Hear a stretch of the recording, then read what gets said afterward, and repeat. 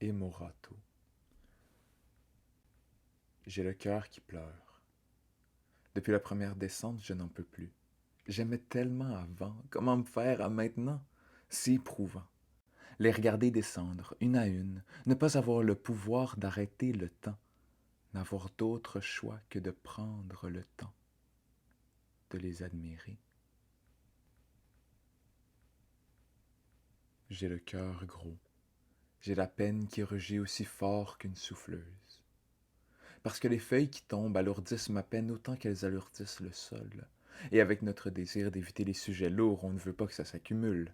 Alors faute de pouvoir souffler un peu dans nos vies, on souffle nos feuilles. Le rugissement des souffleuses, la rage des engins, un enfer putain vert. J'ai mal au cœur de voir autant de feuilles seules parmi tant d'autres. J'ai mal à force de voir cette dictature de l'instantanéité, ce plaisir contrôle, ce plaisir de contrôler. C'est une chose de ne pas vouloir que ça s'envole partout, que ça pogne dans les gouttières et virevolte dans les pare-brises.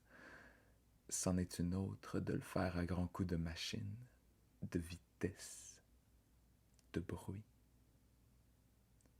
Le râteau fait la même job. Merci à toutes celles qui ont pris le temps de ramasser leurs feuilles au râteau. Vous avez toute ma reconnaissance.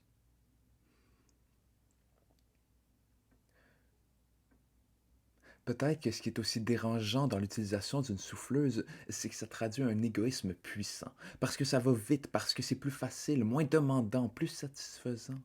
Le bruit strident connaît par cœur le chemin vers nos nerfs et un champion de boxe. Il s'entraîne avec notre système. Avoir autant de contrôle sur notre environnement avec si peu d'efforts, le rêve. Si l'humain n'a pas de contrôle sur le ciel, le temps, les autres, au moins il aura le contrôle de ses feuilles. Mais ce contrôle vient à un grand prix. Le rugissement des moteurs éclipse le murmure de nos cœurs, le murmure de nos enfants qui jouent, le murmure des oiseaux qui racontent mille histoires, qui s'obstinent avec un écureuil, le murmure d'inspiration qui souffle à l'oreille de l'écrivaine en promenade dans le parc. La vie murmure. Laissons-nous porter. On n'a pas le contrôle de nos feuilles, pas plus que de nos enfants, nos envies, nos émotions, les roues de nos caddies. On peut les guider, les aider, les supporter, on peut agir pour, contre, envers tous et selon tous, mais on ne peut pas les contrôler.